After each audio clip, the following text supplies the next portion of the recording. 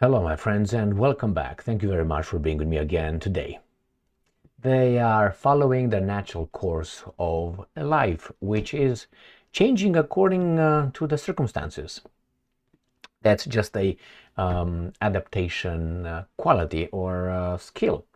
And we all do it if we're not tards. If we're tards, then we don't react and then we perish.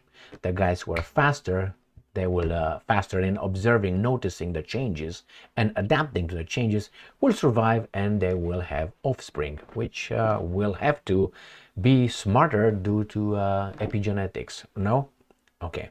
So what's going on here? I said this many times, and I'm not putting a medal here because I think it was clear, or this was clear to me. What's going on with the BRICS, with Shanghai Cooperation Organization, with the Belt and Road Initiative? Well, these things. Were made by Russia and China, and not only, into the backbone or the foundation of the new organization. Here, BRICS should create alternative international monetary system. Oy vey. These guys are being challenged. So not challenged like a challenge, but they're challenged by the other guys. So what's going on here? If you have a system where you have a few countries in charge of the system and they can sanction you whenever you don't do what they want you to do, and they can kick you out, they can transfer it, the banks can do just withdraw, for instance, investments in your countries or banks like they did with the Russians, thinking that Russia will fall. Why would you want to join that particular bloc, particular international monetary system? Why would you want to stay in that one?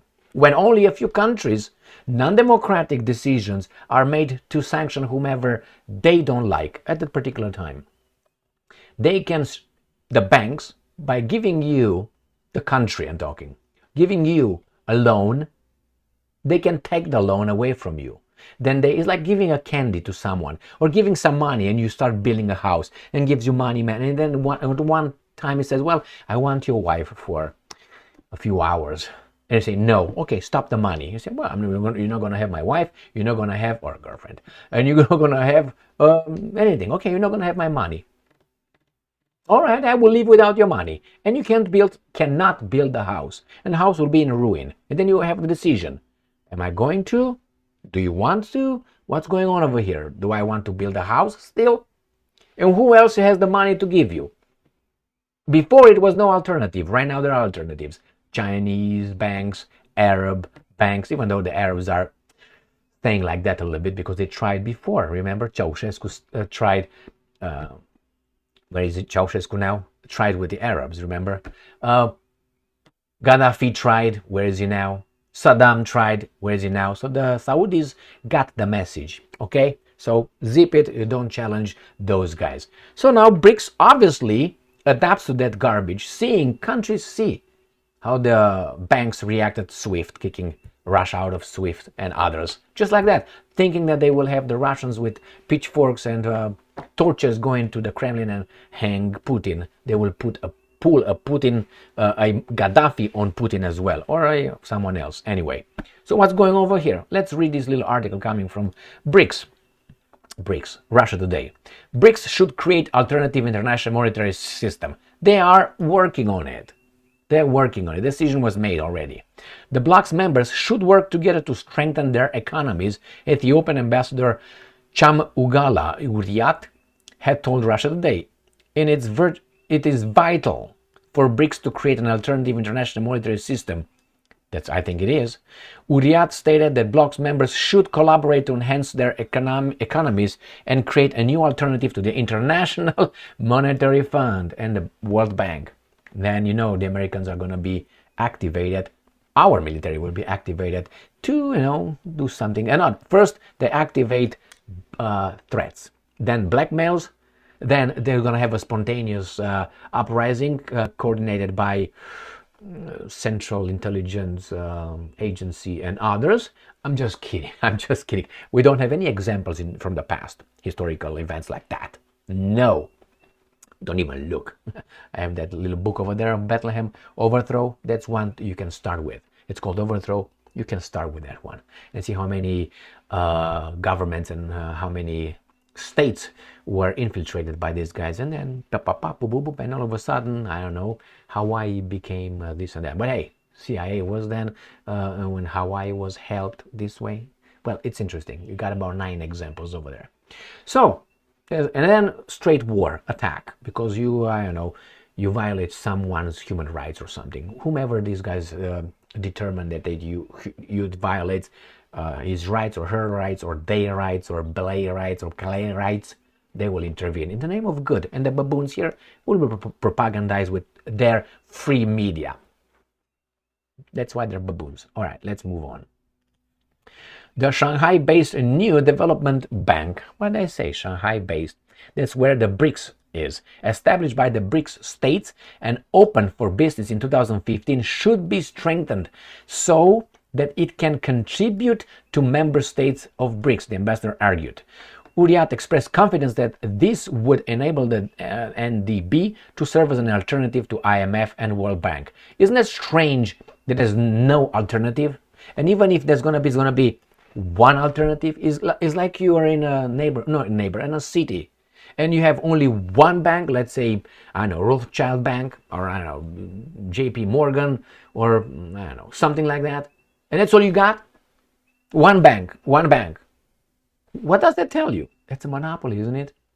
And then that particular bank, has big influence through campaign donations and not only in the political sphere. They will keep it that way. And whenever someone tries to build its business, these guys, through the politicians, will create some little policies, protocols, laws that will strangle everybody else who tries to make it. And if they still make it, this guy's going to use the police, FBI, CIA, and then if it still cannot destroy them, I'm going to use the military.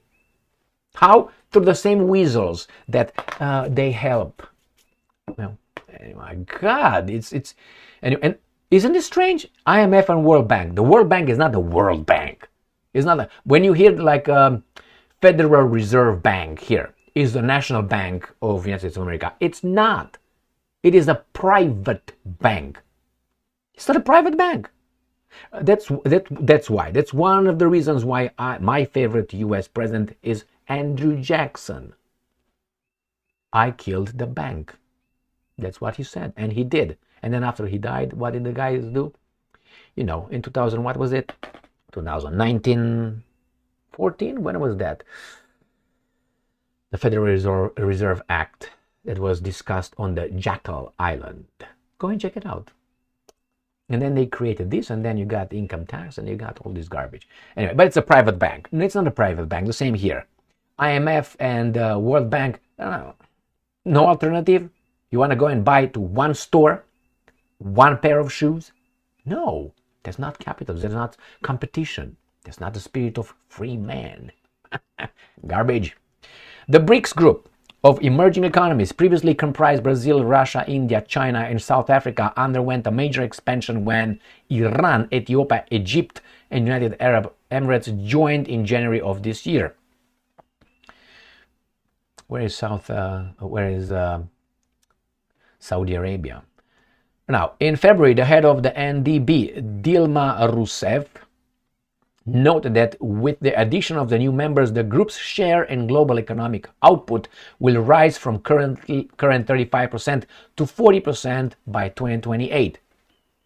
They don't have their banks. They have to go and then beg these imbeciles who are owned by others. Is that what you want? Yeah. So, this is the article. I think competition is good. Don't you think? If not, okay, then next time you go and want to buy something, you have only one product for that particular item. You want glasses? One item. You want shoes? One pair of shoes. You want house? You want to rent an apartment? One apartment. You're going to own houses. Pretty soon you're done. Someone else will own and give it to you for rent. How? Taxes, the economy, you can't afford. That's what's going to be. The world is going towards that direction. But nevertheless, let's go back to these guys. Why wouldn't you want to have your own bank in your own system? When you see when these guys don't like you, they can screw you. I mean, I'm just to see how long these guys have been under the petrodollar, one other aspect. And these banks, how many years? There was no alternative. How many years? And only now they dare to think about it, to say, to create it. Why is that? That tells you that there's these interests out there. They're so strong that try to strangle any other competitor. People say here, well, the business is the business, the business is. Most businesses in the United States of America and in the free market are struggling. You say, well, there's a business owner. He's a business owner. Yeah, he has some money, but it's barely making it. Why? Because those guys make sure that they have so many regulations that you barely make it. Barely make it. Why? Because you have to pay from your profit to those regulations. Regulations for, sunshine, regulation for air blowing, wind, or whatever. All these things are regulation for this. And the big business can make it because it has a bigger capital, it has a bigger profit. The small businesses come and go. Barely make it. That's how you keep them over there. These guys can do it. It's like you go and buy let's say a pair of shoes, and let's say the pair of shoes is $5,000. $5,000. How many people can afford buying $5,000? Well, they need it, so probably barely. And let's say someone who's making a year $20,000. Someone makes $20,000, a pair of shoes is $5,000. How hard it is for a person to have shoes, correct? Some will barely make it to buy some shoes. But let's say someone who has a profit of, or an income of, $50 million profit. $50 million, a pair of shoes is $5,000. He can buy how many he wants. For him, that $5,000 is nothing. He keeps making profits. For the other ones, it's survival. Look at the business environment as we are like that. Don't look, everybody, we're good. Yeah. The big corporations, big campaign money, banks, politicians, mass media telling us how great we are and this is fair and ethical and equitable. Okay? And then they implement laws. They make laws. For whom? For who pays more? Are you crazy? Isn't that a bribe? Isn't that called a bribe? Well, you can use euphemisms, like in a, I don't want to go there. So yes, these guys were going to make that, and it's kind of like late. And we'll see how these guys will be able to destroy the other guys, and vice versa. Don't you think that the other guys are just, choir boys or something, altar boys or something? No, they're not like that either. Why? Because they're human beings.